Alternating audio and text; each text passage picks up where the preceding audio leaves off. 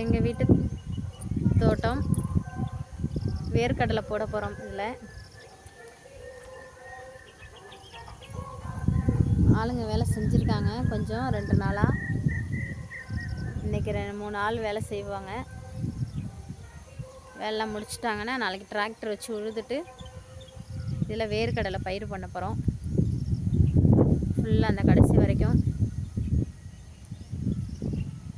எப்படி இருக்கிற காடை உங்களுக்கு வேர்க்கடலை போடுறதையும் காமிக்கிறோம், செடி வந்ததும் காமிக்கிறோம்.